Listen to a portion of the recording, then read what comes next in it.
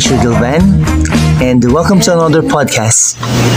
Tonight I'm reading an essay, something that is a favorite of mine. This one is The Educated Man by Jovito Salonga.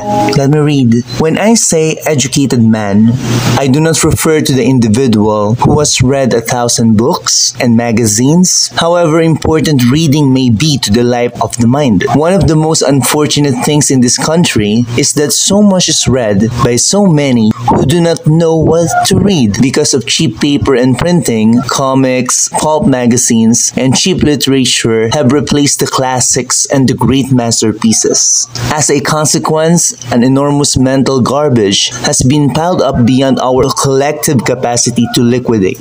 Writers of history 100 years from now, in assessing the quality of education in the Philippines, may have ample reason to say that our school have produced a vast population able to read but unable to distinguish what is worth reading. It was Mark Twain, I believe, who said he never allowed his schooling to interfere with his education.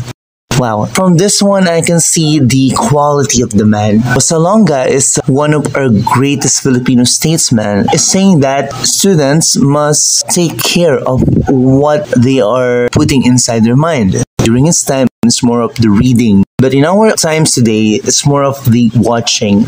In our times, napakaraming napapanood sa Facebook and Facebook Reels. And this one is very time-consuming.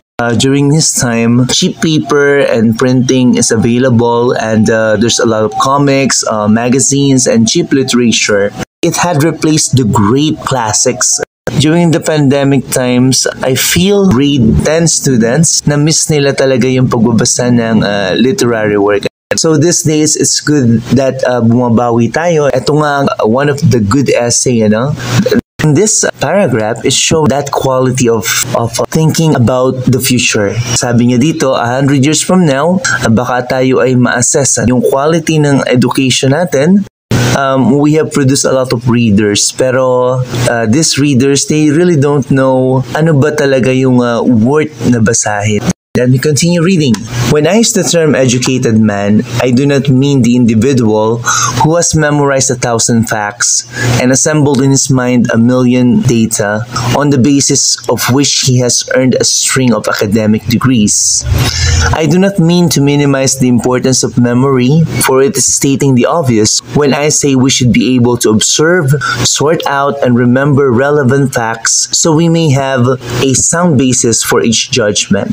Of Themistocles, it has been said that he knew by heart the names of 20,000 citizens of Athens, and Cyrus, it's recorded, knew every soldier in his huge army. Indeed, how refreshing it would be for our youth to learn by heart Jesus' inimitable Sermon on the Mount, the magnificent soliloquies of Shakespeare, the unforgettable dialogue of Plato, and in our own land, the lofty language of Aureliano and Laurel, the transient outbursts of Manuel Quezon, and the elegant prose of Claro and Recto. How inspiring it would be for our young men and women to remember the historic landmarks in our struggle for freedom, from the heroism of Lapu-Lapu to the lonely battle of Del Pilar at Tirad Pass, from the field of Bagong Bayan where the young Rizal met his tragic death, to the dark dungeons of Fort Santiago where the youth of the land suffered 1,000 times and met 1,000 deaths. Nor do I minimize the significance of degrees and diplomas in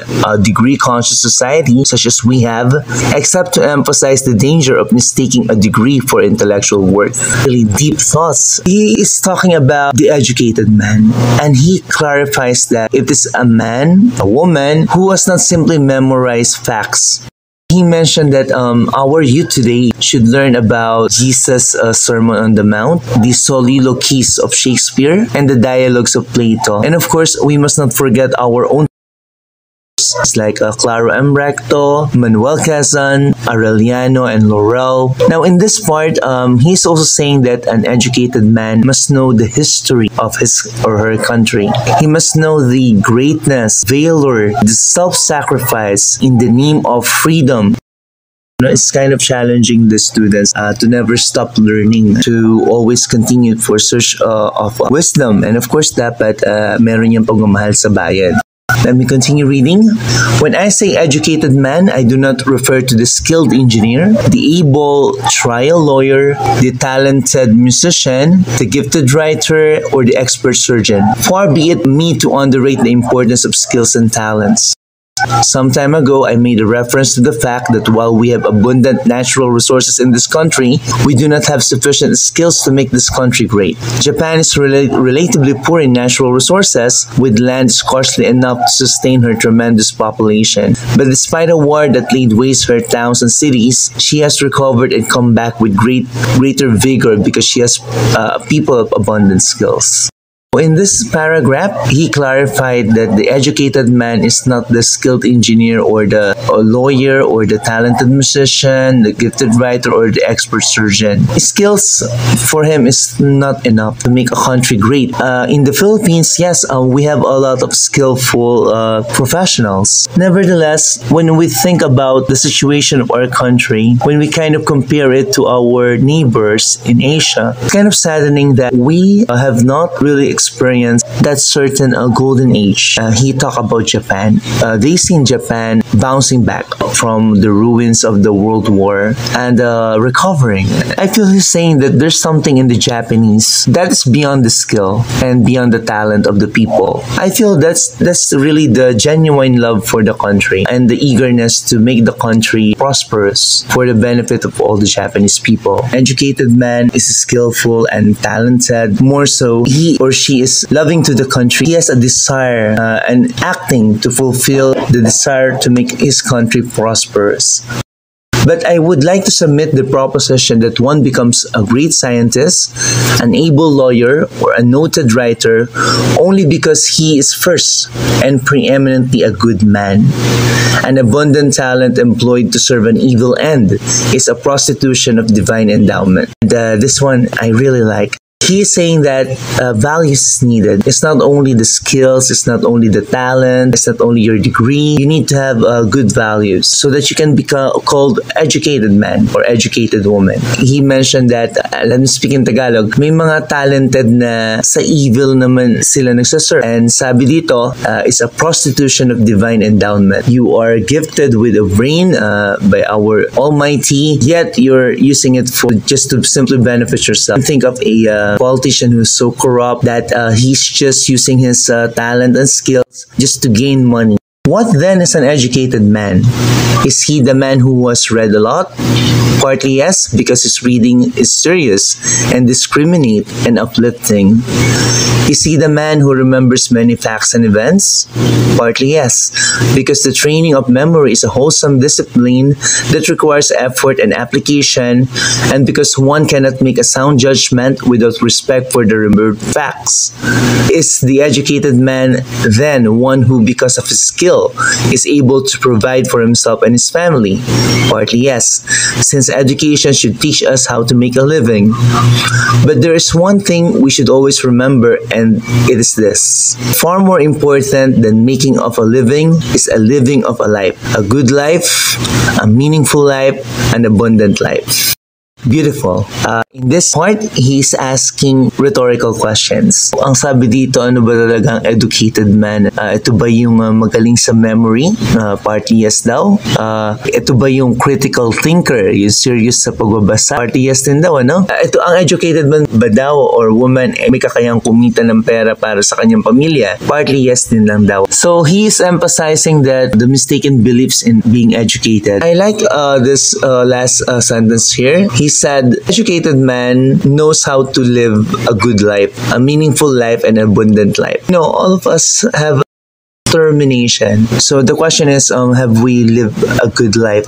Have we lived a meaningful life? May nag-iisay-say ba yung buhay natin? Have we lived an abundant life? Ginhawang buhay? This is something that we can all strive for.